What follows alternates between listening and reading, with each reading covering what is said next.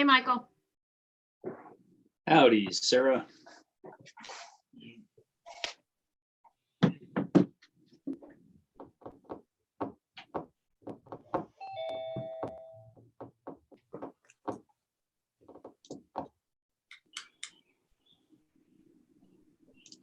I'm going to run and get some water and be right back.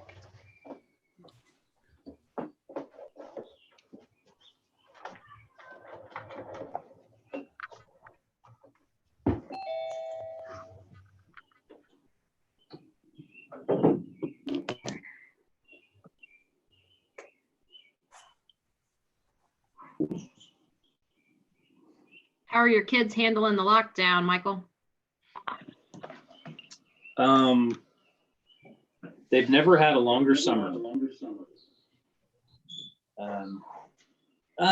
You know, we're getting there. I think we're figuring out how to do homeschooling and both work.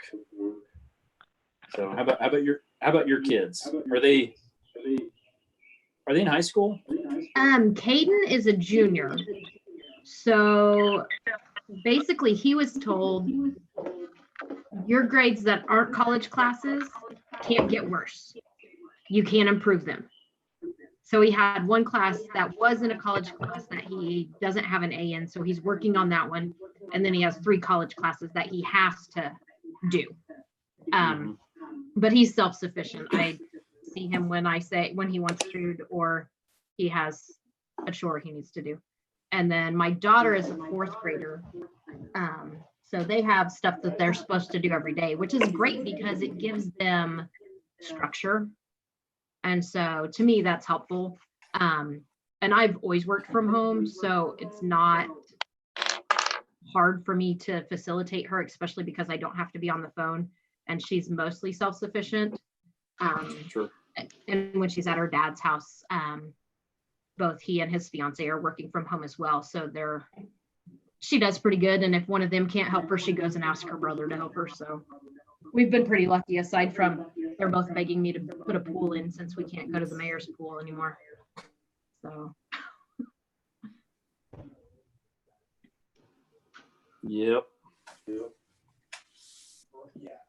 Okay. So will this footage be shared on like Facebook Live or something? Looks like we're live on YouTube. I'm not sure. Yeah, I think we're already streaming on YouTube.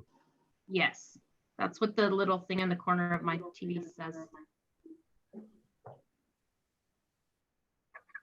And then anybody who wants to view it can actually just click the Zoom link if they saw it on Facebook. Hey, Jamie. Hello. That's quite the stash you got going. Well, thank you. My Tiger King mustache. Oh, dear. Hey, what's up, Chief? Hey, by the way, I need your password so I can watch that. Okay. Next week when the kids go to Daniel's. Okay. It's good. The link I watched all 7 episodes at the same time.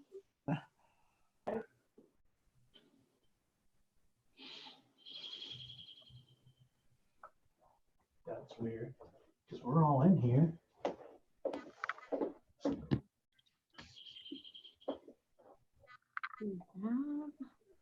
I had to try a couple times to get in. So we don't have Brent or Larry.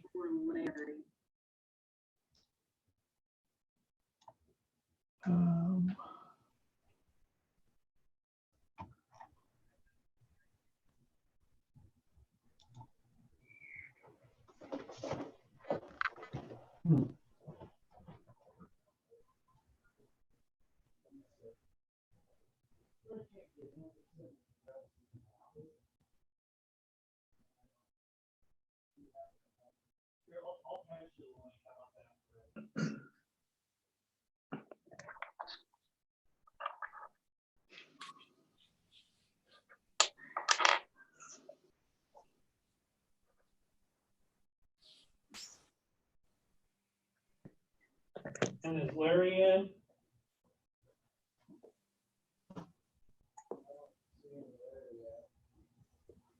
Okay, I may call him.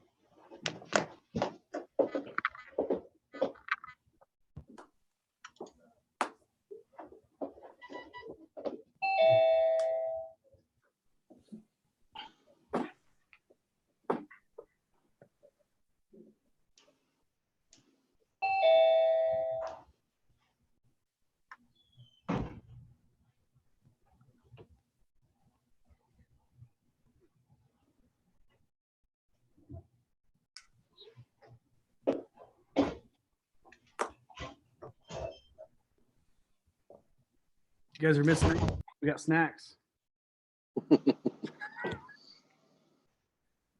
Going on, guys? So do I.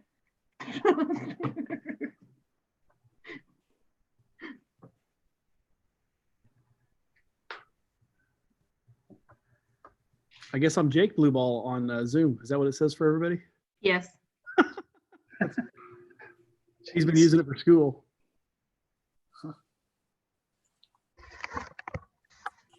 I had to change my name because it just said Sarah, so I added the Pausley Leland, and it's been so long since I've written Pausley, I spelled it wrong. I always spell it wrong, yeah. Everybody And always here I feel spells it wrong. bad because the mayor showed up and I told I told Hunter that we were trying to avoid that. So sorry, Hunter. Hey, Larry. Hello. Ryan, you want me off video? What's that, Ryan? You want me off video? I don't care. I'm popping off myself. I'll turn it on because I'll read a little statement on the PowerPoints and then turn it over to the mayor to convene the meeting. Just given the unique nature of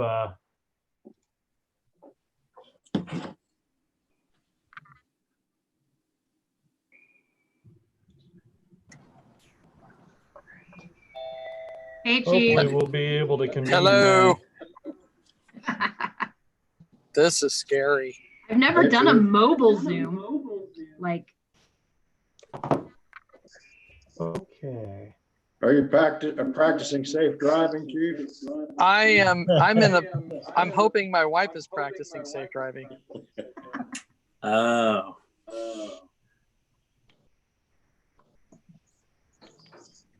we see your thumb. Sorry about that. I'm trying to see. I can only see like one tiny little screen. If you slide your thumb to the left. Maybe the other left, because you disappeared. When you're on a cell phone, are you on a cell phone? Yeah. Yeah, it limits what you can see. There we go. No. That's better. I'm hearing a lot of echo though. Do I need to mute something? It might. Is it through your car?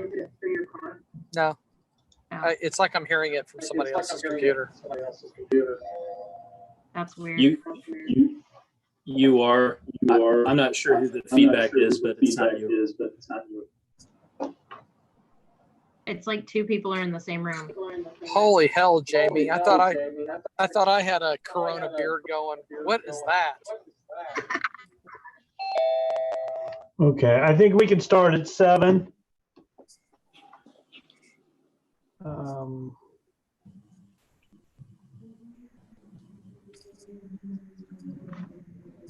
So with that being said,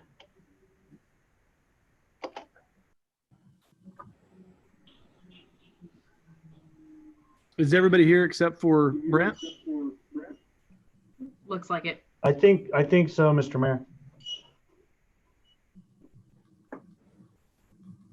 Okay. Well, we can call the meeting to order. Does everyone want to stand? We'll say the pledge It's of not allegiance. sharing. Yeah, it is. It is. Oh, okay. You'll have to click on the screen if you want to decide for me. Ready? I pledge allegiance Pledge of allegiance. Flag To the United States of America, and to the republic for which it stands, one nation, under God, indivisible, and justice for all. for all. just like to ask everybody to pray for us, pray for the technology to work fine. We thank everybody getting together on the Zoom and hoping that everybody's being safe, and hopefully we can get back to life as normal before. So with that, we ask your name and prayer. Amen. Amen. Amen. And Mr. Mayor, if we could, we'd start with an introduction for the public that the council meeting today is unusual because of the COVID-19 virus and because of the governor's stay-at-home order. All members of the governing body and staff are not in the same room. We are using an online meeting program called Zoom that allows for us to be in different places and participate as if we were all in the city council chambers at City Hall. All of the requirements for the Kansas Open Meetings Act are still in effect during this online meeting. The Attorney General has given us guidelines to follow in online meetings. We will be making sure all of these guidelines are being followed even though we are online.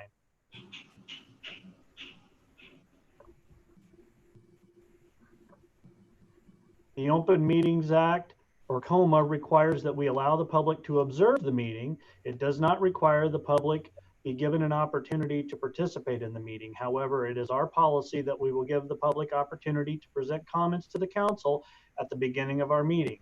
With that in mind, here are the guidelines for participating in this Zoom format.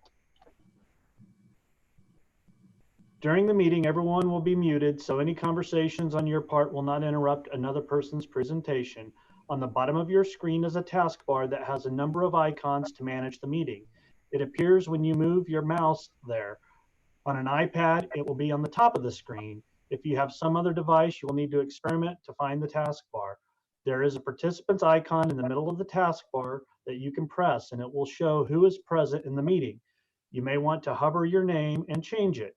If your name comes up as iPad Joe, we ask that you change it to your proper name. At the bottom of the participants page is a blue raised hand. By raising your hand, it will appear next to your name at the top of the participant page. The raised hand will indicate you wish to speak. The mayor will recognize you and you will be unmuted. The Attorney General's online guidelines require that all participants give their names before speaking.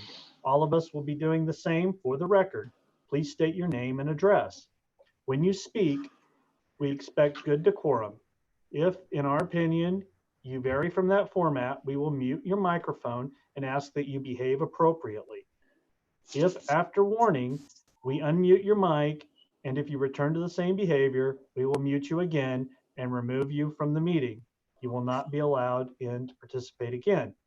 We will be recording this meeting, and a copy of it will be placed on our website, on Facebook, and on YouTube. When we get to the public comment part of the agenda, Mayor Blueball will remind everyone of these key principles. Now let's get the meeting started as Mayor Blueball has convened the meeting for April 20th, 2020.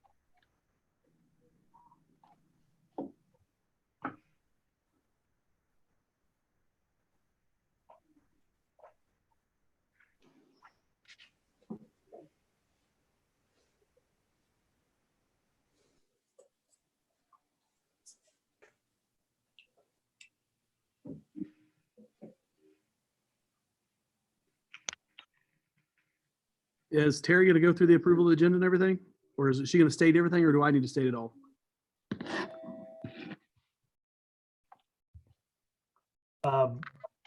It's just ask if anyone has any additions or deletions to the agenda for this evening.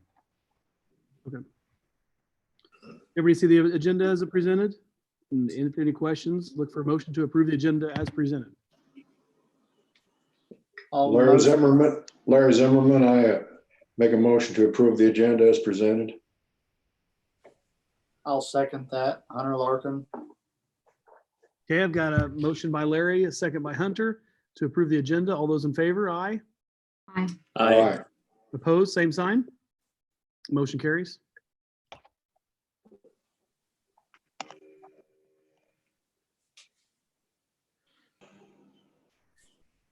Item D, citizen comments.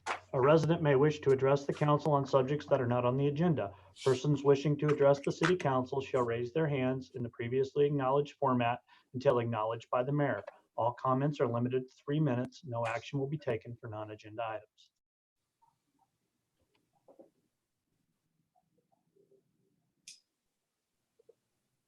You're muted, Jimmy. And we have no one raising their hand. No one in staff? So with that,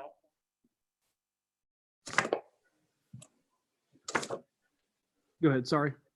Technical. I believe we have no one raising their hand wishing to speak. Oh, pardon me. Here's Councilmember Proctor. Oh, I did not mean to. Sorry. Okay. Okay, So there's no raised hands and no members from the public wish to speak, Mr. Mayor. okay, we'll continue on. Thank you. Consent agenda, did everybody get a chance to look at the consent agenda? All the accounts payable? We have item number 1, approval of the minutes for the regular meeting, March 16th, 2020. Special meeting minutes, March 23rd, 2020. Accounts payable, March 24th, 2020, totaling $233,177.55. March 31st, 2020, for $122,072.97. April 9th, 2020, for $110,061.27. April 16th, 2020, for $88,016.91. Consent agenda item E, receive and file the library board minutes for March 2020 and the planning commission meeting minutes from March 2020. That concludes the consent agenda.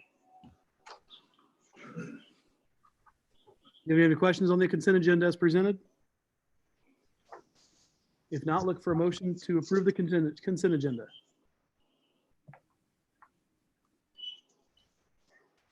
I'll motion to approve the consent agenda.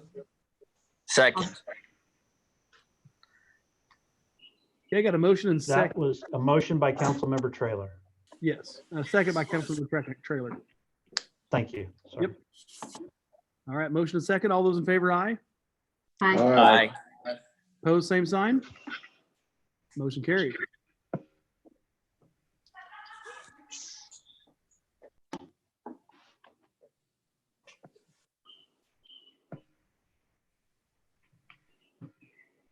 Item G, old business, there is none. Item H, new business. Agenda item 1, consider a resolution authorizing and directing the issuance of 2020-01 general obligation notes for sanitary sewer improvements serving Southeast Growth Corridor and Arbor Creek.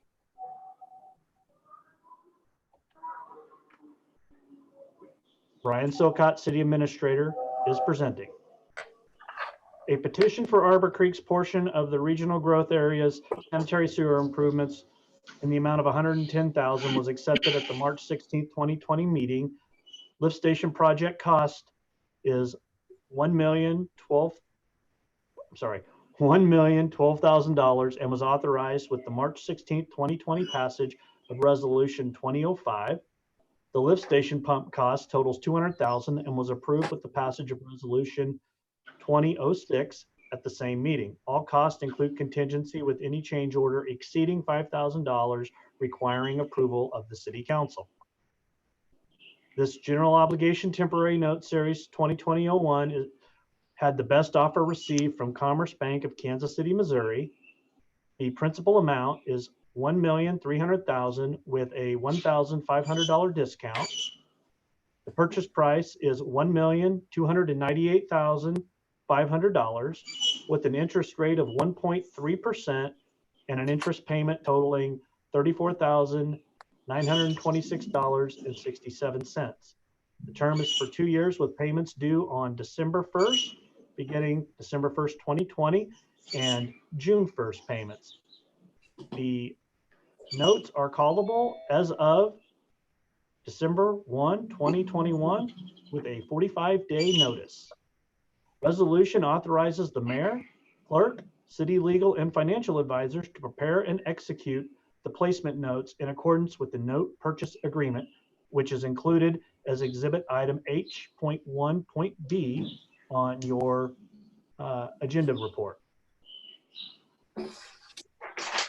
This issuance complies with the adopted resolutions 20-05 and 20-06.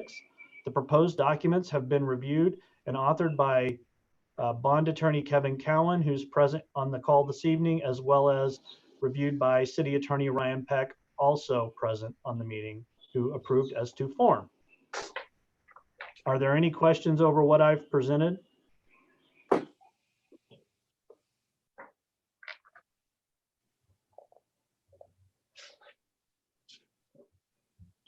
If there are none, it is staff's recommendation that the city council adopt the proposed resolution. So with all that, any questions? If no questions, look for a motion to adopt the proposed resolution. So motion. Larry Zimmerman seconded.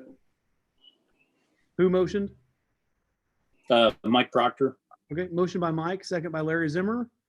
All those in favor, say aye. Aye. Opposed, same sign. Motion carries. Thank you. Next, we have item H2, Arbor Creek Vacation, presented by City Planner Micah Scoggin. Honorable Mayor and City Council, thank you very much for this, and I hope everyone's staying safe.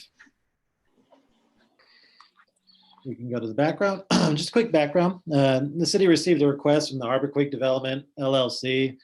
They're the ones that are doing the Arbor Creek subdivision. This is requesting the realignment of the north entrance of the Arbor Creek subdivision, which is located at 23rd and 183rd. This request requires both a dedication and a vacation. The dedications can be done internally by city staff. It's the vacations that are required by state law to be approved by the Planning Commission and the governing body. Just as a quick catch up, basically, what they're doing here is as a subdivision's platted and it's going through the development process, on occasion, there's revisions that might need to be done that need to be recorded officially with the Register of Deeds, et cetera. And this is one such occasion where they're going to need to both dedicate and vacate. And what they're hoping to do is shift a portion of the street on the west entrance of Arbor Creek just slightly to the east. It's sort of a street realignment. And this is kind of causing us to require the dedication and the vacation simultaneously. We'll go to the next slide, please. Next slide. Thank you. Quick analysis. The proposed ordinance references the findings of fact listed below. This is a similar facts of finding that were met out by the Planning Commission. Due and legal notice of an April 13, 2020 public hearing was published with a notice of affidavit by the city newspaper. Planning Commission considered vacation request. There was no written objection to the said petition, and nothing was filed with the city clerk, or no notice was given to the city clerk. The Planning Commission of the city of Goddard conducted a public hearing of said petition on April 13th, and upon subsequent discussion voted to recommend approval of the said petition. No private rights, and this is sort of a findings of facts that are required by sort of state law, just to make sure that we're doing due process and due diligence. But no private rights will be injured or endangered by the vacation, as we will show you on the following up slide. And no public will suffer loss or inconvenience by the vacation of what they're proposing. And injustice, this is verbatim from the Kansas statute, but injustice to the petitioning owner of said property, the vacation of the herein described tract of land lying within a portion of Arbor Creek Street right of way ought to be granted. And this is just basically saying that if we can't determine that it's actually going to harm anybody, or that no one's going to suffer loss, or it's not going to duly affect the public, we might as well grant the vacation. This is what it's saying in the ordinance. Go ahead and go to next slide.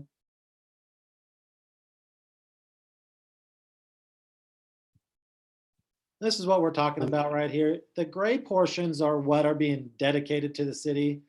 The dashed or slashed lines through that portion, that's the vacating track. So you can kind of see what they were originally proposing, and then they're shifting the street just slightly to the right. They're going to be vacating a portion and moving the street over and dedicating another portion of sort of equal size.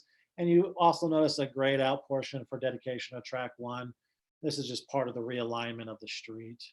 I will note that the city engineer is on the Zoom meeting as well. He's reviewed this and found no complaints with it. And so is Brooke Brandenburg, the Public Works Director. He's also on the Zoom meeting, and he has also reviewed this and found no complaints or notes of concern. So this is something that's been fully vetted by city staff prior to coming to your attention today. I'll leave it up for a couple more seconds just so you guys can kind of see what they're proposing here.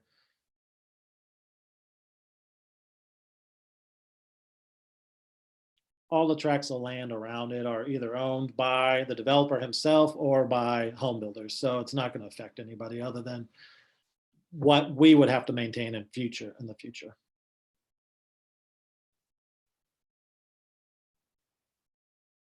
Any questions? Feel free to stop me at any time if you guys have any questions. It looks like it's moving the road over, isn't it? Yeah. Okay. Exactly. Public notice was required, incurred in a small cost. This is the public notice, and it's going to have to happen twice. The public notice had to be given for the city newspaper for the planning commission meeting, allowing 20 days to elapse. That was one cost. And then per the Kansas state law, we're going to have to publish it again once the mayor signs it and the city clerk, Terry Lamont, once she signs that as well. Both of those signatures will then the ordinance would have to go forward to the city newspaper to be published yet again. So there's those two small costs in terms of publication and registering it. Legally, this was passed before the city attorney. He approved it as to form. Next slide.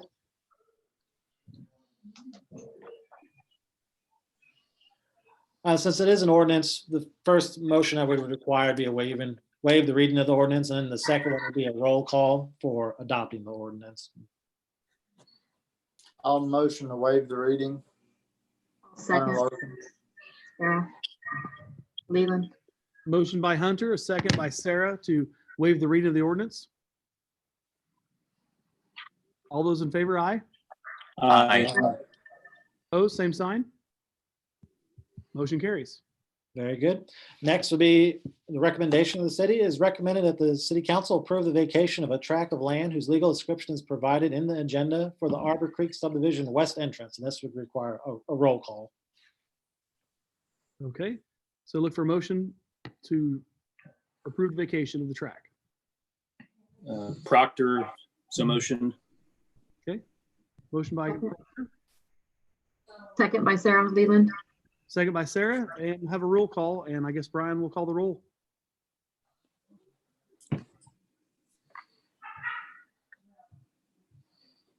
I've got it. Councilmember Terry's got it. Terry's got it. Zimmerman. Yes. Councilmember Larkin. Councilmember Trailer. Okay, go ahead, Terry. Okay. Councilmember Larkin, Yes. Councilmember Leland, Yes. Councilmember Trailer, Yes. and Councilmember Proctor. Yes. And it will be ordinance 850. Thank you very much.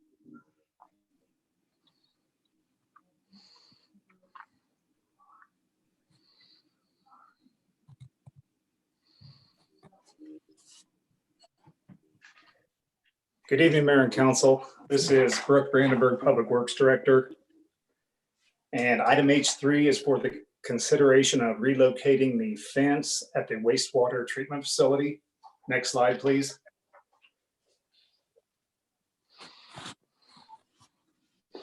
Little background, in late February, we were contacted by Bachman Engineering and informed that the fence which separates the city's wastewater treatment facility and Cloverleaf Farms subdivision extended over the property line onto Cloverleaf Farms property. After having the survey redone, double check, always trust but verify, we learned that the fence does in fact extend as much as 6.5 feet over the property line onto Cloverleaf property. Next slide, please. The fence that is there now currently is a well-worn 5-foot tall chain link fence with no barbed wire. And we are proposing to replace it with an 8-foot tall chain link fence with 3-strand barbed wire topper. The fence requires the demolition and replacement of approximately 2,000 feet of fencing that runs the property line directly between the wastewater plant and Cloverleaf Farm subdivision. The old fence, as I said earlier, is a little bit beat up and old. With the new homes going in, we feel that the new fence will also serve as a solid barrier, which make it more difficult for children to gain access to the wastewater lagoons and the treatment facility. Next slide, please.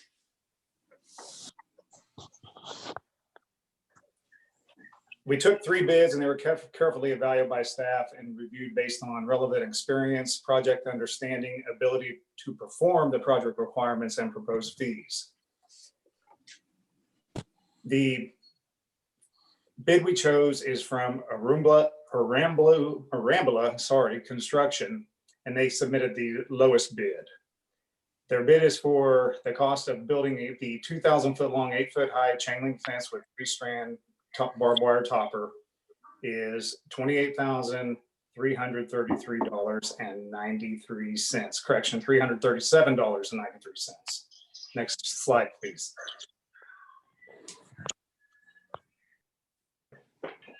The financials for this is $28,337.93 allocated to 9830.8240.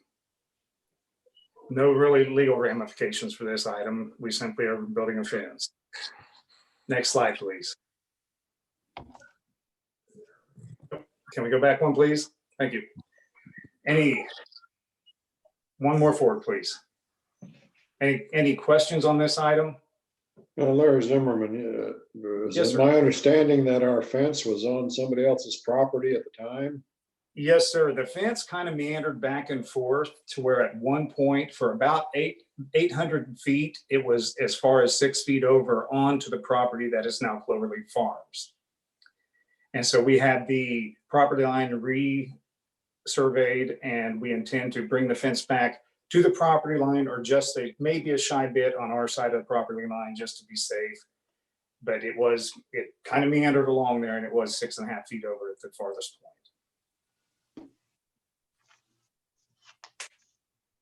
Is there any chance we could possibly sell that old fence online to somebody?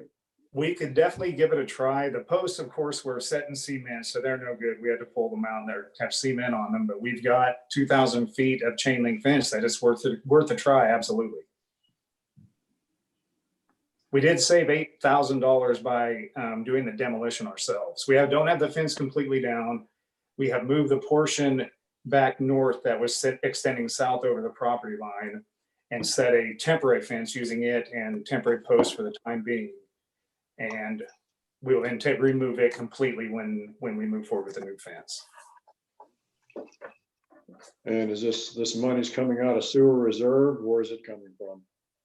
Yes, 83, I think it's super capital is what 8360 is, 86, I'm sorry, 8240. And Matt, it is sewer though, yes.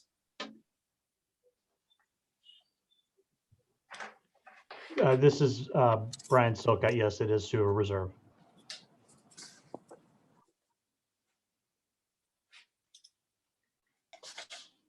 Larry Zimmerman, make a motion to approve.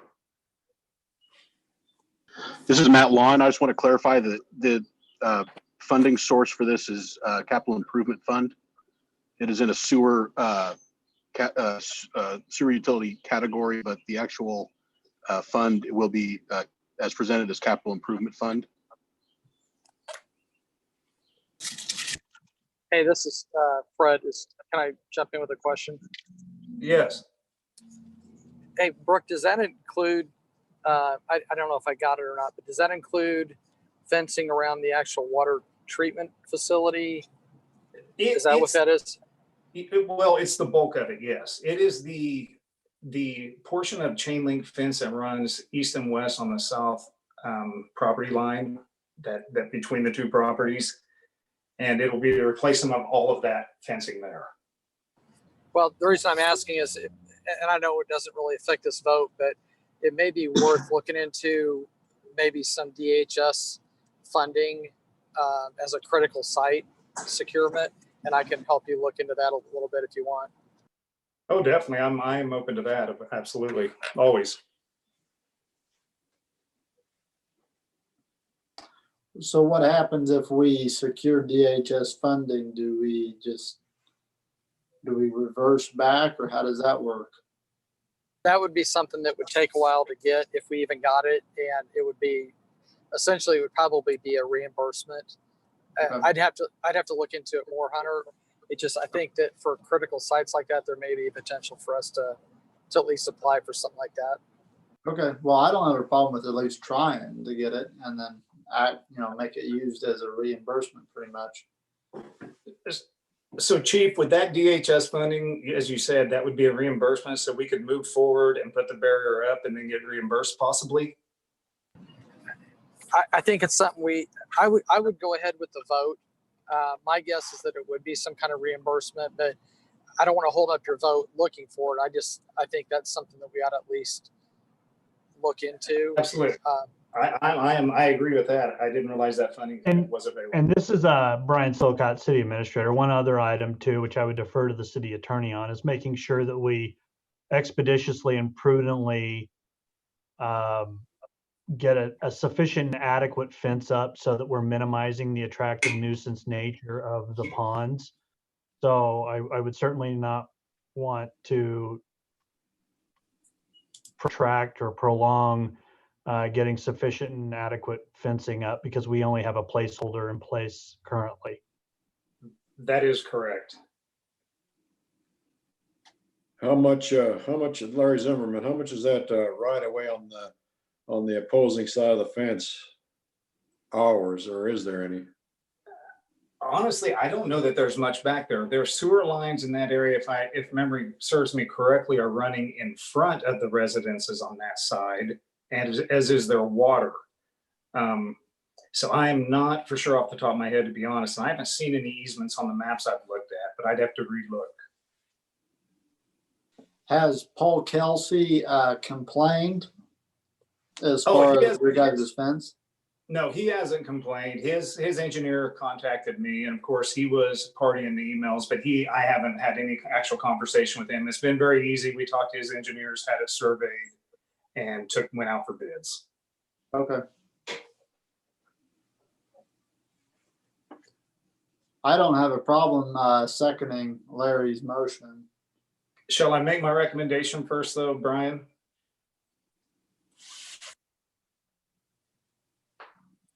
I believe you did. Okay, well, the recommendation was a little bit different than the cost. I'm asking for $28,500 just because it's a round number, but it's essentially the same thing. Okay. I still go ahead and make that motion. I will second that motion. You're muted, Jamie. Okay, motion by Hunter, second by Larry, or motion by Larry and second by Hunter. All those in favor, aye. Aye. Aye. Opposed, same sign. Motion carries. Thanks, Brooke. Thank you, and I will, Larry, I will look into advertising that that chain link fencing, see if we can make some money off of it. Well, I was just concerned about our property line being right at the fence and somebody coming up and starting to pitch stuff over the fence into our ponds. Sure, and it's going to be far enough away from the ponds. They'd have to throw pretty hard, and we're putting a taller fence with the 3 strands of barbed wire for a couple of reasons. One, hopefully we can keep people from throwing things over, and two, as Brian Silcott mentioned, we need to get a good solid barrier between the residents and that attractive nuisance of the ponds. All right, so I'm going to move on to item number H4, and this is for consideration of water well number 4 maintenance and repair. Next slide, please. As it says here, well number 4 has developed a noticeable vibration when in operation. It appears to be coming from the well column or possibly the electric motor, but it feels as though it's coming from the column. Diagnosis and repair of the vibration will require the removal and inspection of the pump, the column, the discharge, and the motor.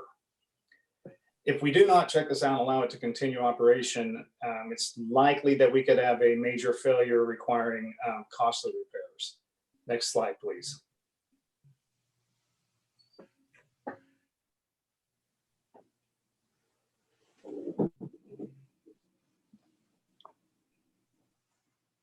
Proper diagnosis of the vibration requires removal and inspection of the well column and electric pump. The amount of maintenance and repairs required will be determined during this disassembly and inspection. The repairs could include a complete rebuild of the well column and or a rebuild or replacement of the electric well motor. Next slide, please. The cost of the repairs, as I said before, depends largely on the amount of wear or damage found during the disassembly and inspection process. Known costs for pulling the motor and tearing it down and inspecting it and pulling in and disassembling and inspecting the column is $8,065. Depending on what they find there, we could have additional costs, which may include rebuilding or repairing the well column, which could cost as much as $9,114, and or a replacement Tesco Westinghouse electric motor, which is $5,548. As I stated before, we feel like this vibration is in the column itself, but we will have the motor taken apart and inspected while we have it out, so we don't have to pay again to do that in case it does develop a problem. Total project cost could exceed $20,000. Public Works is requesting a spending approval of no more than $25,000 to cover the known repairs, which are the known costs of $8,065, and any unknown repairs. Next slide, please. Financials for this is $25,000 expenditure would be allocated to 82,830, 8240. Legal ramifications, none. Next slide, please.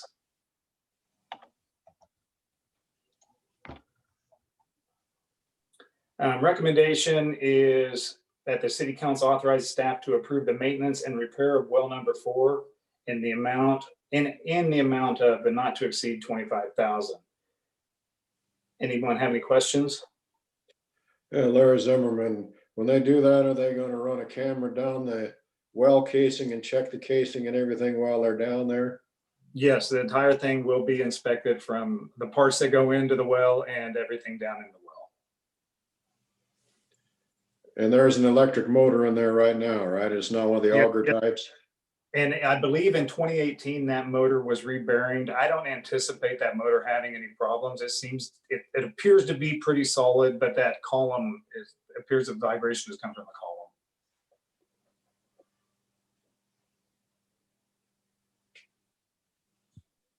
And the firm that we are talking to do this is Clark Well Service.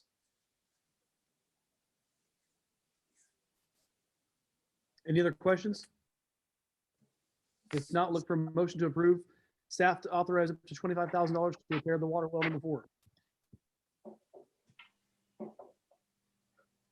No motion, Sarah Leland. Proctor, second. Motion by Sarah, second by Michael Proctor. All those in favor, aye. Aye. Aye. Aye. Aye. Opposed, same sign. Motion carries. Thank you, Brooke. Thank you. H5 is for the wastewater treatment facility sludge contract renewal. Next slide, please.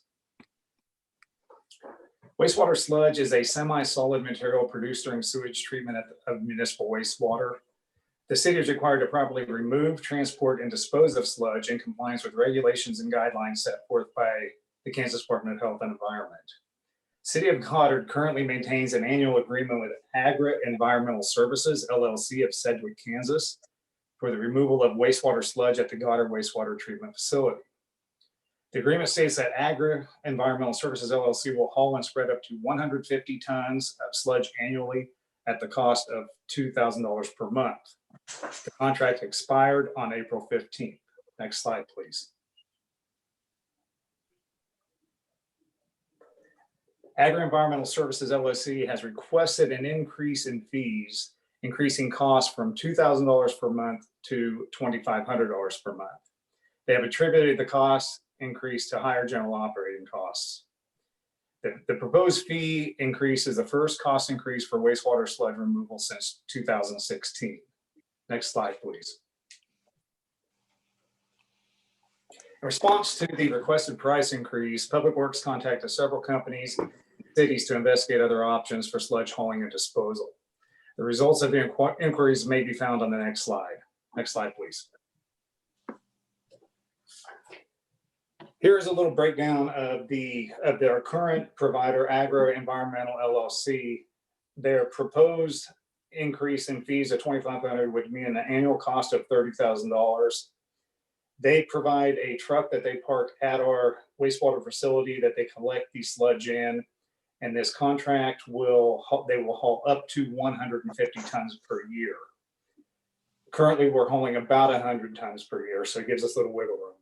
I contacted Hodge Farm, and their annual cost on sludge spreading alone was slightly cheaper at $15,150, but that didn't include transportation costs, and they were really, it was unclear, they wouldn't give me a flat amount on transportation costs. They're in Lebo, Kansas, which was approximately 140 miles away, and they explained to me that those costs would include axle time, bringing their equipment down to Goddard, hauling and spreading the sludge, and axle time back to Lebo, which could get rather expensive.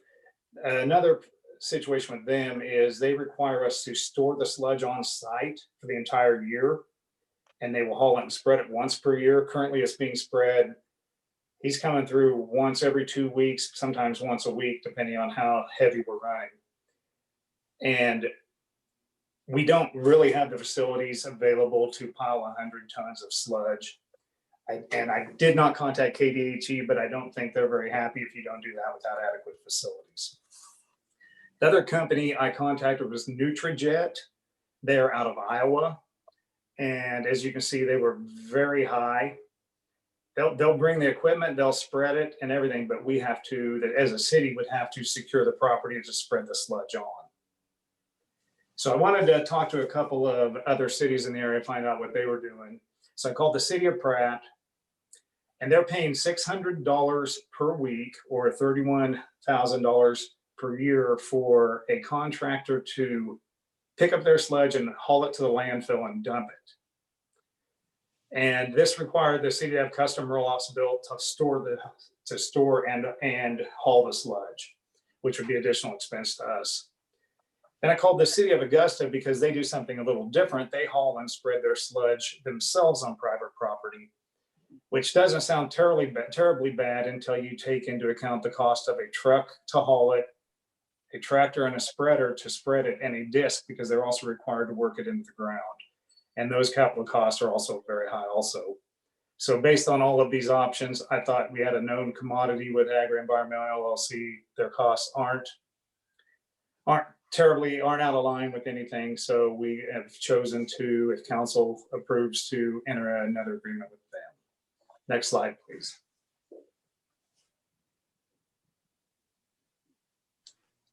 Does anyone have any questions about that table before we move on, I guess? Okay, if no questions, the $30,000 expenditure would be allocated at 100% to 3860, 6460, which is the line item it's drawn from now. No legal issues with this one. Next slide, please. Before I do the recommendation, I once again like to ask if anyone has any questions regarding this. Okay, if there's no questions, it is recommended that the city council authorize staff to execute the agreement for wastewater sludge removal with Agri Environmental Services LLC of Sedgwick, Kansas, in the amount not to exceed $30,000 annually. I'll motion to approve. I'll second. Okay, motion by Hunter, a second by Michael. All those in favor, aye. Aye. Opposed, same sign. Motion carries. Thank you. Thank you, council.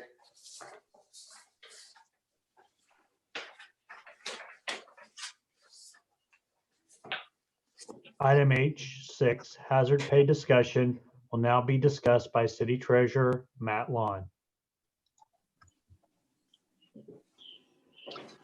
Mayor and Council, we're bringing you this item because at their meeting of, you can go to the next slide, Brian.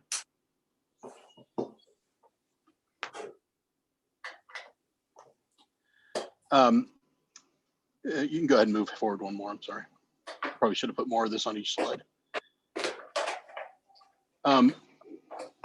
The Sedgwick County Commission has approved hazard pay for their employees that are still working. You can go ahead and move forward another slide. Under their policy, their new policy, first responders and other employees in direct contact with the public are receiving $100 in hazard pay per week. Other essential personnel who are not in direct contact with the public are receiving $50 per week. They've made this effective for, I believe, the current pay period or the previous pay period and the next one, with options to extend the program while the stay-at-home orders are still in place. The next slide.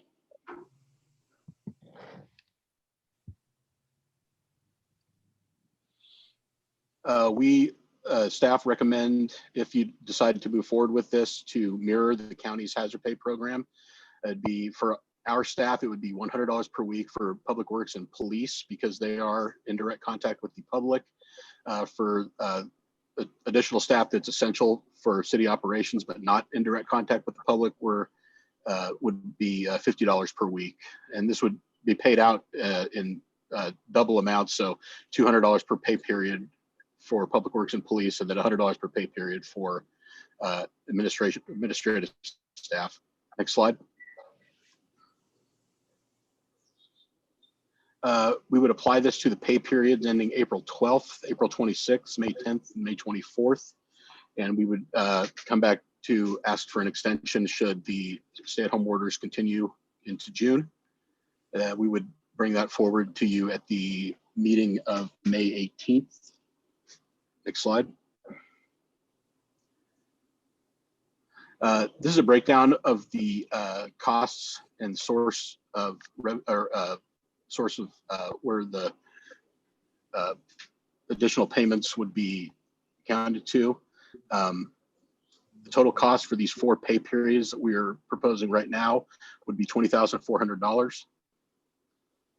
That would be allocated as you see listed below. Next slide. We have sufficient fund balance and budget authority to make these additional hazard payments to our employees. Legal consideration has been approved as a form, and we recommend, if you choose to go forward, the city council direct staff to act accordingly. We just need a voice vote on this. Is there any questions? And how many of our staff are actually working at home right now? The only staff that are working from home currently are Terry Lamont, the city clerk, and Lori Devaney, our accounts payable and deputy city clerk. Everyone else is currently working in the office. I don't have a problem with this at all. I called when I seen that the county was doing this, thought it was a great idea to try to support the people that work for us, mostly the public works people and, administration and of course, police department. So I think it's a great idea, and hopefully it might help out a little. I encourage, that we get it done, and I think it's a great idea. Yeah. And I appreciate you, Hunter, for bringing it to our attention. I know that you noticed from Sedgwick County, and I think mirroring it is nice. And I know some people might not think extra pay is needed, but I think they are risking stuff, and we don't know their situations. They might have family members that aren't working, so I'm sure this will help out. I appreciate you drawing it to our attention and getting on the agenda. With that, do you want to make a motion to approve that? I'll make a motion to approve. Okay, motion by Hunter. Second by Sarah Leland. Thank you, Sarah. Second by Sarah. All those in favor, aye. Aye. Aye. Aye. Opposed, same sign. Thank you. We appreciate our employees, guys. Thank you very much.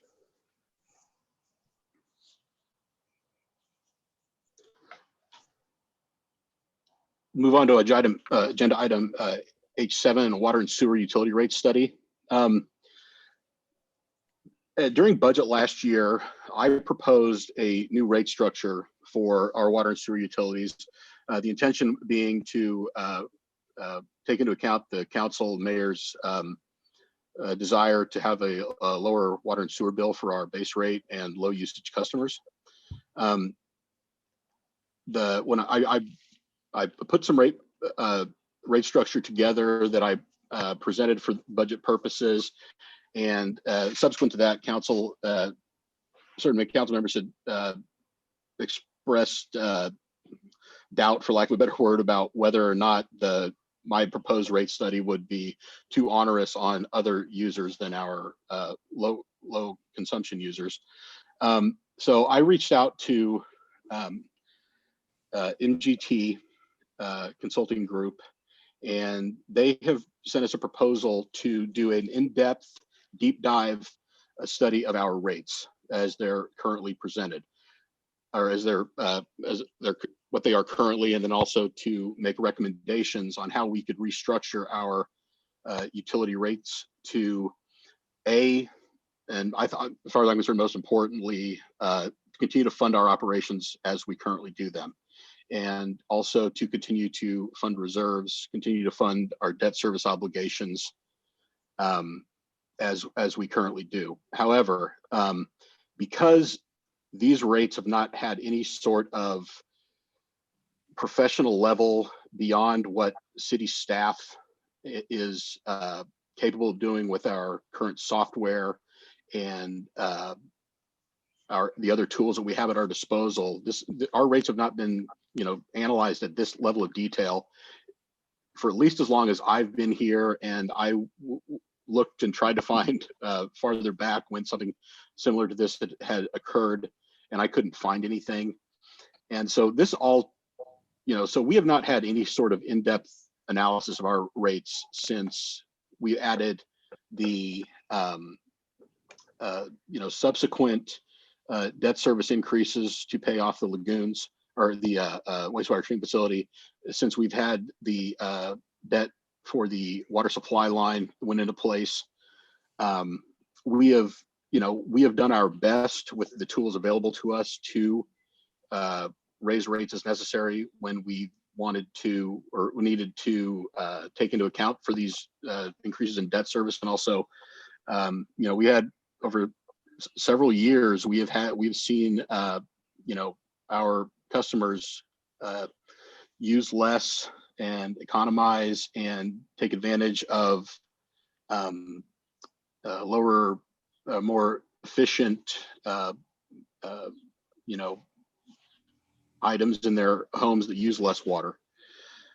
So I think it would behoove us to take advantage of this type of study to get an idea of what we can do to change our rate structure, to take a look at different scenarios, the things that we could do to keep adequate funding, but also give our low usage customers a lower bill, and see if we're undercharging other customers of ours that may be some of our higher usage customers are not paying what they would were they in under a different utility, where they would pay more for the additional usage they have.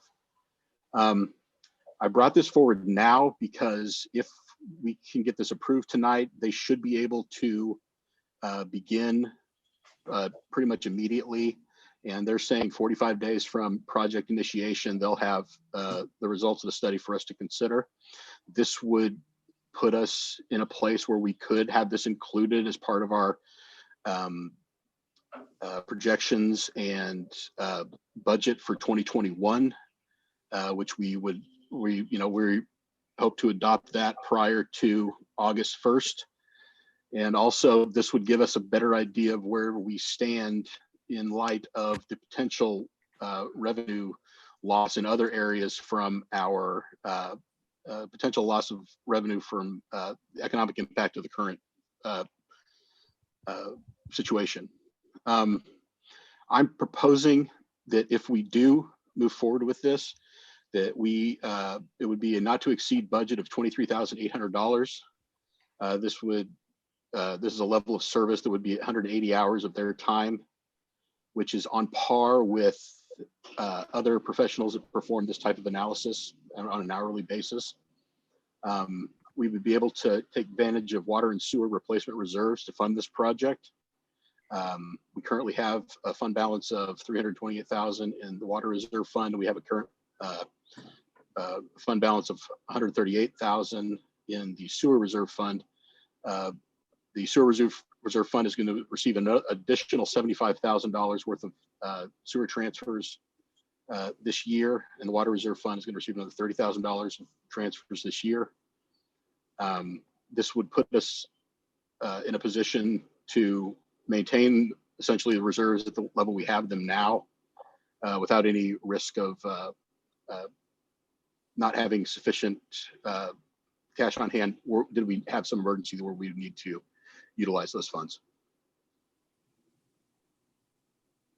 This is Larry Zimmerman. Hey, Matt, I thought we were doing graphs and everything else to show how things were progressing and to keep in line with what we could afford and what we couldn't afford. And now we need to pay somebody $28,000 to do what I thought we already knew. Well, we can get a good idea of what it's going to do, but the level of detail that they're going to go into and the alternate methods of funding that they're going to explore that other utilities do, that we don't have the capability through our financial system to make these kind of projections. And we don't, and you know, it would be, I'll admit it's beyond my skill set to do the kind of deep in-depth analysis that they're going to be able to do and make the types of recommendations they will make. You know, because we're talking about things that completely go outside of the current structure that we have, that are modern, for lack of a better term, and would provide a lot more options than what I'm able to provide for you. I still, you know, stand by the projections I made during budget last year for what kind of funding we would have were we to change the structure the way I presented it. But there will be more options available with this type of study than I'm capable of providing. But my other question is they can't predict growth and they can't predict economy. And so how can we depend on what their analysis is going to be any better than ours? That's certainly true, but what they can do is provide for multiple scenarios where we have no growth or little growth, or scenarios where we have more growth. I'm actually not even suggesting we do this, because I do understand that the costs are more than we've done for this type of thing in the past. I just wanted the council to be aware of, if you, like I said, I tried to, you know, I have a 3-page summary that I requested from them. They're the first 3 pages of the agenda item that you received in the packet, that can go into a breakdown of the type of things they're going to be able to do. And then there's another 40-some page proposal that's included that gives even more detail about this type of analysis. Like I said, I'm not actually suggesting we do this. I'm just saying that if we want to get a solid baseline for where to work from going forward, and have a structure that is potentially and probably better for our utility, now that they're so different than they were even when I started in 2011, that this will give us many more options than what we currently have to make projections of what our rates should be. And this is going to take into account, you know, they're going to be able to put this into the detail they're going to give us is going to be able to put it into perspective, not just for our regular annual operating budget, but they're going to be able to plug this into a 5-year plan that shows the kind of things that we are looking at doing over the next 5 years and what impact that will have on the utility as well. But the main goal is trying to get our base users down. And I know like this is something I've been pushing, and I would have been fine trying out the other system, but I know Matt's confidence wasn't 100% there on it, and I don't blame him, and I would like to see the study as well. My main goal would be, because we're so far off base on our water rates and we don't charge the premiums like we should, and we're losing out on opportunity there, and we're penalizing our low income users from that. So that's the reason I wanted to see the study. And like Matt said, there's a lot more that we're going to get from the study just on that. And I think it'll help us move forward to this future. Because I mean, I was kind of frustrated just when sewer debt service went up, we automatically just raised the bill. And I didn't agree with that's maybe the correct way of doing it, but that's the best what we could do. And I think we do need to pay a professional study to get something like this done, so we have confidence with it. I know Matt did the study and we could have changed the prices, but then after we did that, if it was wrong, we could have been $50,000, $100,000 in the hole. Is that correct, Matt? We're taking that risk. The biggest question mark that this study would answer is what are we going to do to our average residential customer? Because remember, our average residential customer is the sort of litmus test we need to use to understand what's going to happen. Well, and with that, you want to take the average, and you want to take that average customer, but also find one that wants to water his yard and maybe kind of structure that. And that's what we could do with the study, correct? Right. I don't. But and like I said, we are so heavily reliant on our residential customers to fund this because they are overwhelmingly our biggest customer group. So when we make a change to the rate structure, just to make our low usage customers have a smaller bill, the ramifications for our customers that are just average could potentially be a lot more. And if we are going to charge them a lot more just to get our lower usage customers a lower bill, I believe we need to be able to show them the methodology we use to determine that that's what it needs to be. Right. And I'm not saying that it's going to blow up their bills double or anything like what they're already paying now, but we need, whatever we do to that bill, we need to be able to say, hey, we did not just throw darts to the dartboard. We did not do a simple analysis of this. We went into depth. We brought in professional engineers that do this stuff day in and day out. Yeah. To determine what we need to do. I mean, my thing is a marketing approach for Goddard too. You know, you don't want to know that you're a town that charges $90 water bills because nobody else does. That's been my approach from a long time. I always thought I'm more on the line of thinking of Councilman Zimmerman. As far as I thought we had a plan, I thought we had an idea. I don't know what this study really is going to give us as far as benefit and knowledge. I mean, we know the questions that we're trying to answer, so I don't know why we just don't focus on trying to answer those questions that we don't know yet. I mean, well, Matt's telling you he doesn't have full confidence in it. And if we put in a whole plan, it's just testing it. So that's why I think it's worth the $23,000 to risk to not offset our finances by astronomical numbers by testing something. I guess, Matt, what magic number or what magic thing do you think that they're going to be able to give us that you can't? Okay, so what they're going to be able to do is they're going to be able to give us multiple examples of rate structures that we could potentially adopt, first of all. So right now we have essentially 3 tiers for each customer level of usage. It's, you know, between 0 and 100 or 0 and 2,000 gallons, you pay a per gallon rate of a certain amount. And when you go between 2,000 and 5,000, you pay another per gallon or per 1,000 gallon rate, et cetera, and you go up from there. What they're maybe the kind of information they're going to be able to tell us is, well, maybe we don't have enough tiers to effectively take advantage of the revenue potential that is out there. Perhaps that our customers who are high-end users that are paying, you know, this high tier, maybe we need to have other tiers in there so that, you know, we can take advantage of people that use so much more than other people, and we have a better per 1,000 gallon rate, the more accurate, would better fund our what we're doing. Because remember too, like, again, I don't know when this current rate structure as it was initially adopted. I don't know what analysis went into doing that at the time. All I know is our city is much different as far as customer base than it was when that happened. And remember, our Goddard water bills have been all over the place. I don't know if you guys remember, they used to be really, really low and they came every other month. And then we just kept up in the sewer rate to pay the debt service.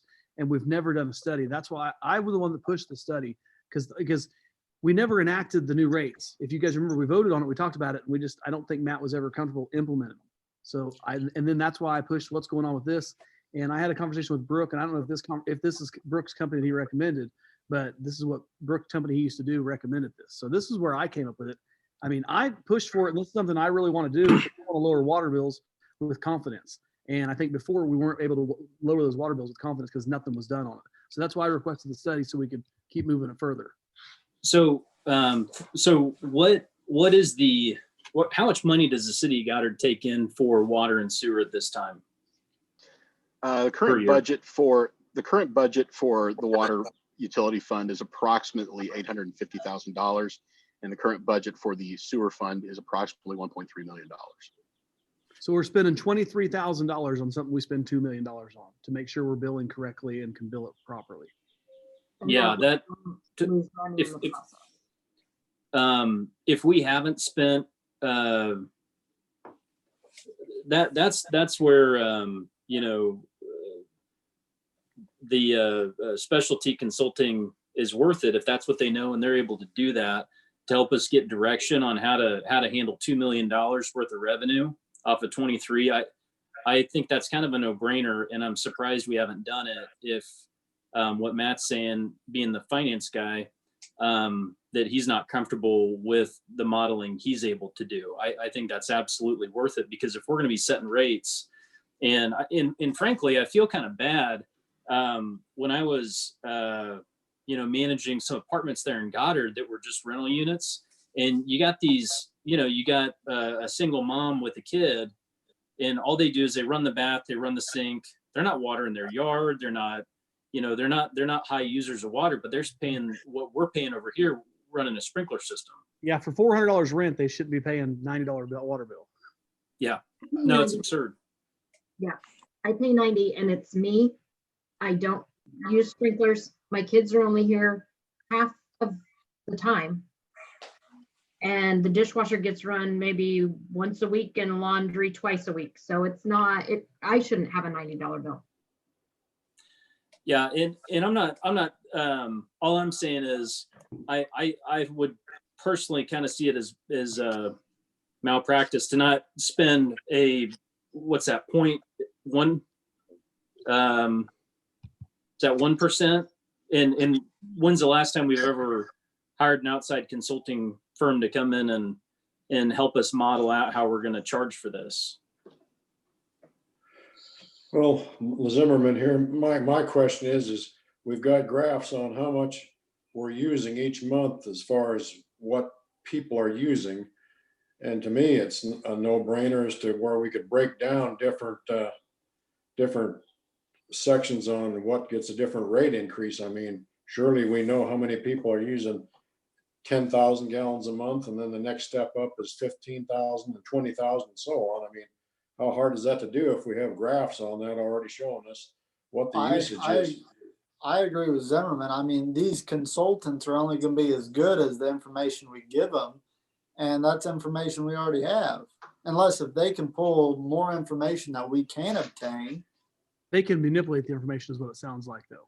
And which Matt, what they are capable of doing with the information we give them will be in much better in projecting revenues than what I am capable of doing with spreadsheets and our accounting software. Our accounting software is not designed for rate modeling. It is not designed for, it's literally designed to do nothing but mail out water bills.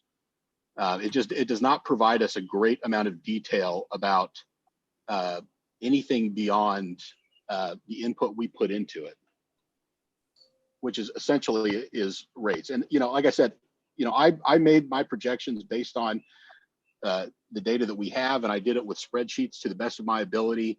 And I'm not completely unconfident in what I propose. It's just that I know that there are other methodologies available that are much more detailed, much more professional, and can go in much greater depth than I'm capable of doing. Okay, sounds like everybody's kind of disagreeing. So it sounds like we got two that disagree. But so does somebody want to make a motion to move on, or is there more questions? Because I don't want to beat a dead horse, but I want to move on if there's any other questions. Is this something you want to motion, Michael, or not? I'll motion it. I think if the finance guy is uncomfortable with his ability to handle this issue, it's worth spending about 1%.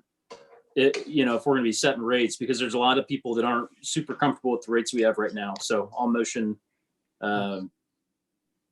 to go. What exactly am I motioning to? Oh, it's like hiring them for like 23,000. I think if you want to change it back. Yeah, 23.8. Okay. Yeah, I'll motion that.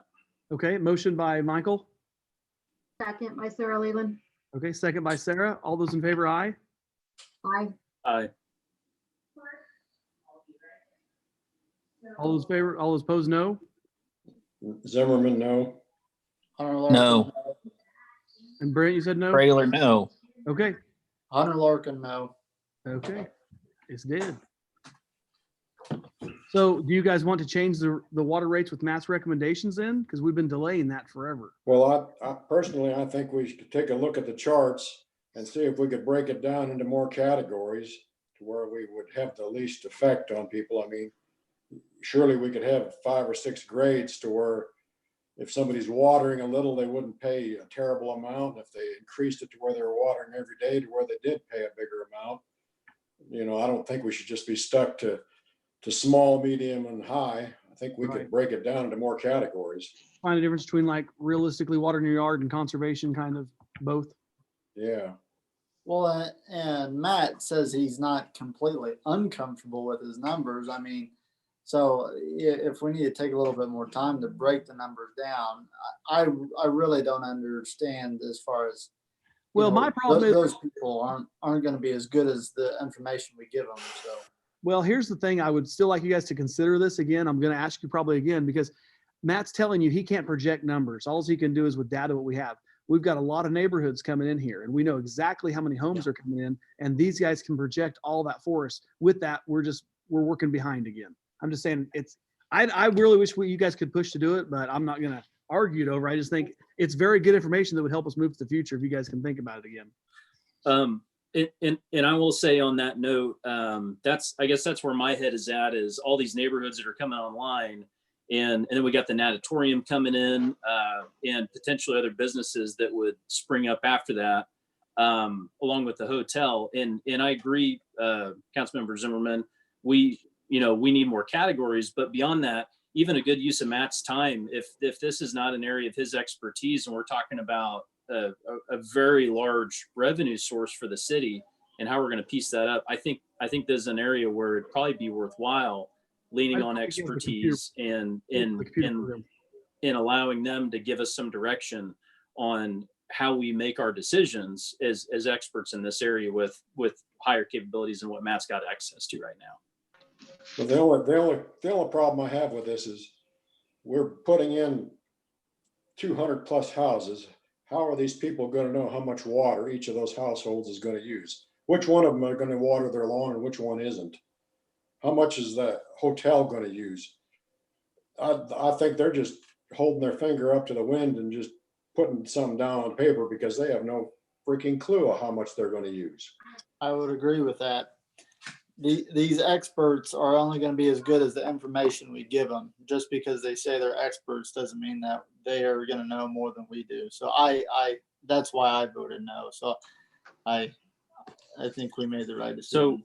So the thinking, just so I understand the thinking here, we would opt to not hire experts because we don't have faith that they would know more than us, but we certainly don't know what a hotel would do. And we don't do that every day. We're going to have the numbers. We will have as much information as we want. Right, Yeah. but they do this every day. They understand how much a hotel would We do use. this every day. We're the city of Goddard.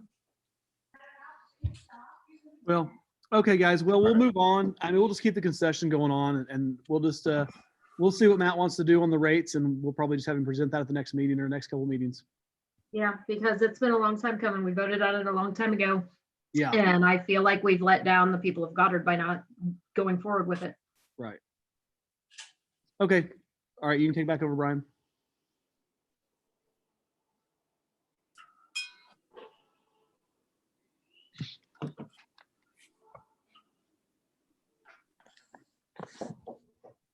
The city administrator's report. Sorry, there's a lag here.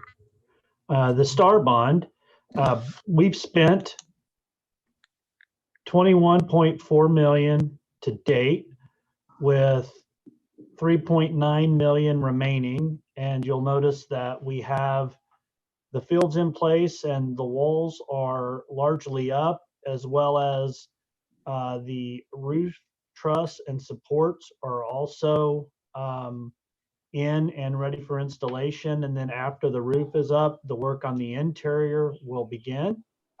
So we'll continue to keep you apprised on the status of the STAR bond. Would you mind sending us the developer agreement again, just so we can see the plan, like the latest plans you have, just so we can kind of see what that looks like when it's going to be done? I kind of forget, to be honest. Okay, I will include that in the next administrator's report, Mr. Mayor. Thank you. Yes, sir. Arbor Creek, phase 1 is underway, and you can see the current build out of the spec homes on that first initial cul-de-sac off of Arbor Creek Drive.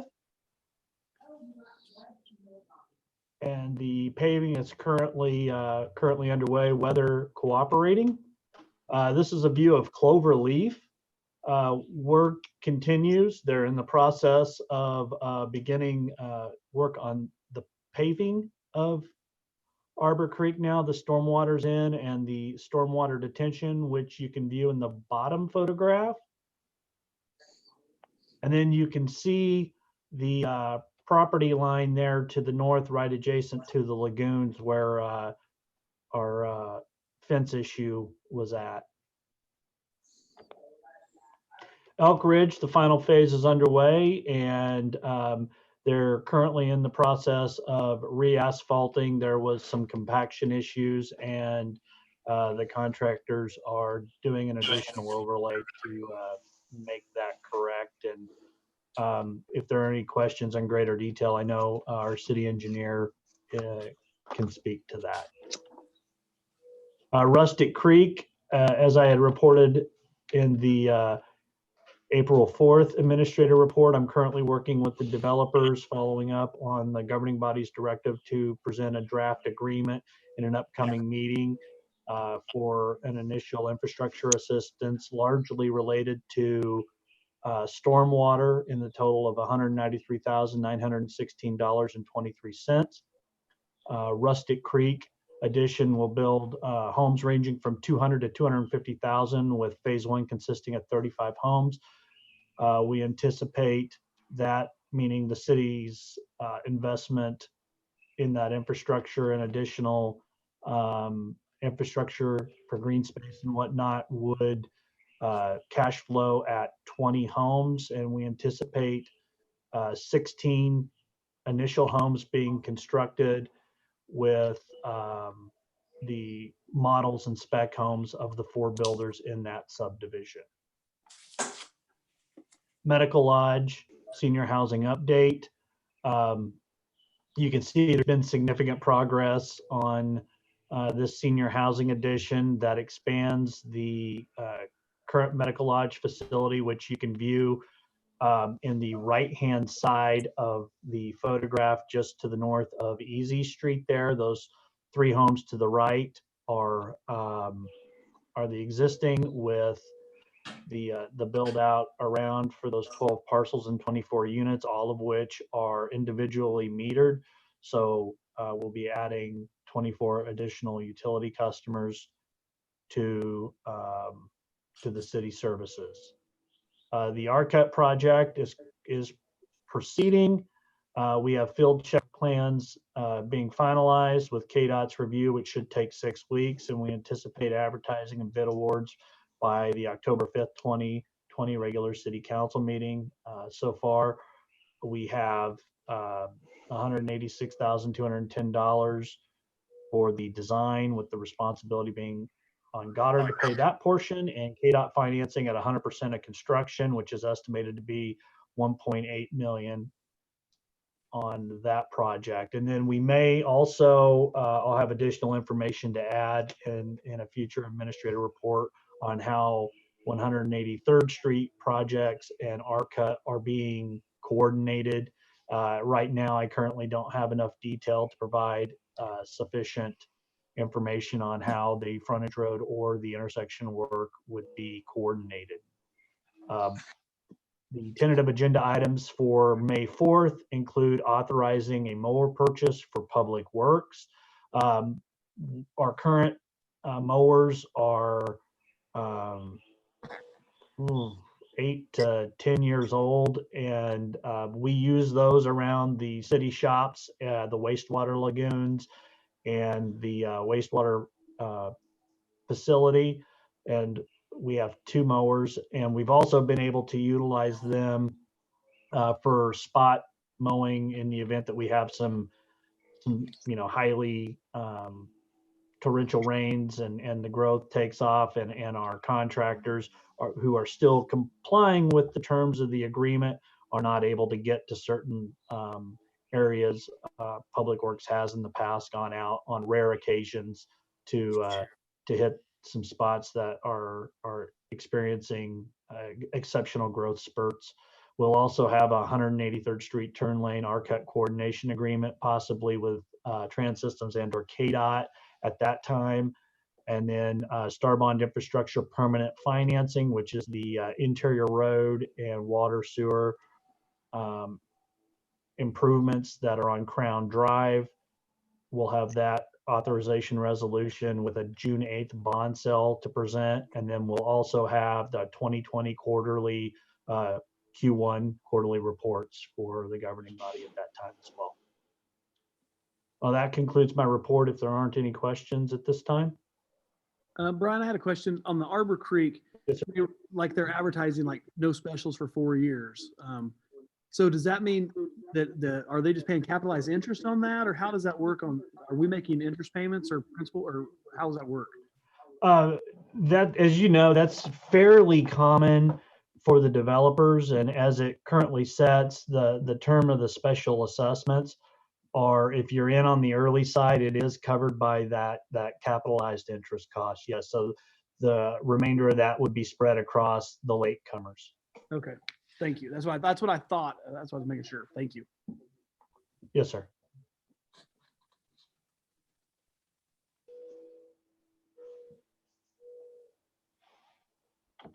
I have no other questions. Let's see, Hunter, what do you have for me? Anything? The next item would be, oh, I'm sorry. Oh, we already started it. Sorry, Brian. Not a whole lot. I just, I hope everybody's staying safe out there. I'm glad that we were able to pass the hero or hazard pay. I want to make clear my vote on the study for the water thing. It's not because I don't want to lower the rates for the people of Goddard. It's just I don't know if spending $23,000 is really going to help us a whole lot. Of course, I want to help lower the water rate. So if we can get there, together, I think that's a great idea. But that's all I have. Okay, thank you. Sarah? Larry or Sarah? Whoever. I don't have anything. Larry Zimmerman. I just have a couple of things. I noticed that on a meeting when I was gone that we approved giving the Chamber of Commerce an extra $20-some thousand to conduct 6 things, which we were only paying $12,000 to the activities committee for doing. And I'm not exactly sure what that $28,000 is doing for us, other than paying everybody at the Chamber of Commerce's part of it, and us absorbing the whole cost of it. And the second thing I'd like to bring up is during that I had concerns because we have a number of council members and so on that are that are on the Chamber of Commerce. And so basically there's sort of a conflict of interest as to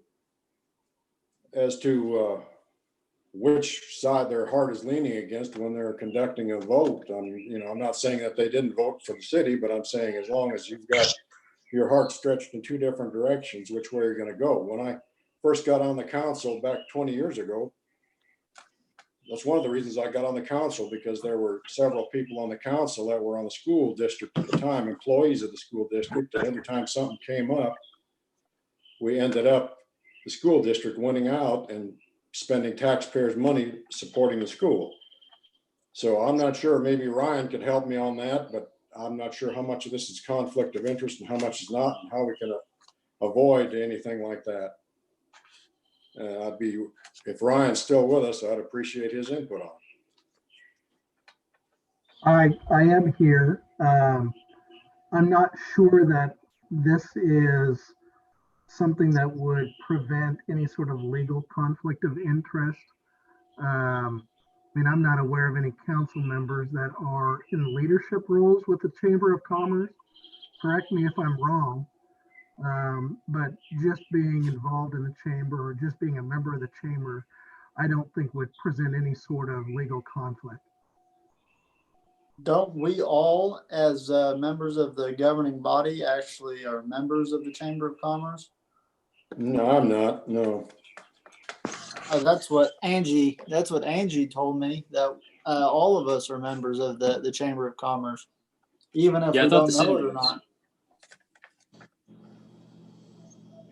Well, I never paid any dues unless the city paid them for me. I thought we were already all members. Yeah. I'm just going to clarify that as a because of the city's level of support, they have always given kind of ex officio status of the mayor and city administrator for the board, and then the council members receive essentially general member benefits to keep them engaged in the temperature and pulse of the local business community. And it's been that way since I arrived in 2013, and I believe it was that way before I arrived. I just wanted to add that for clarification. So Brian, so the mayor, yourself and the mayor would be ex officio members of chamber leadership?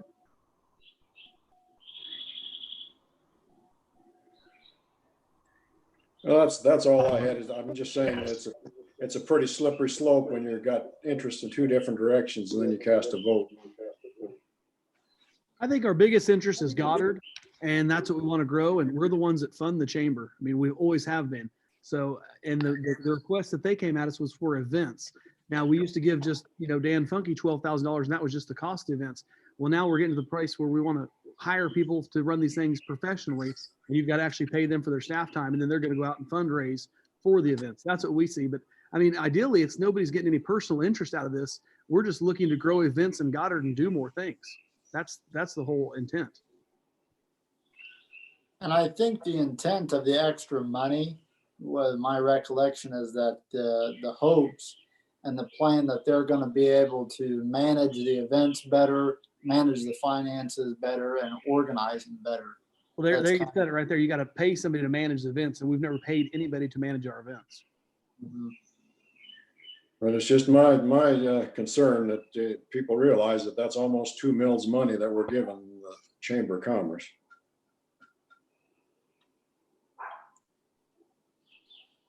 That's all I have to say. You can move on. Okay. Anything else, anybody? If not, look for a motion to adjourn. Motion to adjourn the meeting. Motion by Hunter. Second. Second by Brent. All those in favor, aye? Aye. Aye. Aye. Fine. Meeting is adjourned.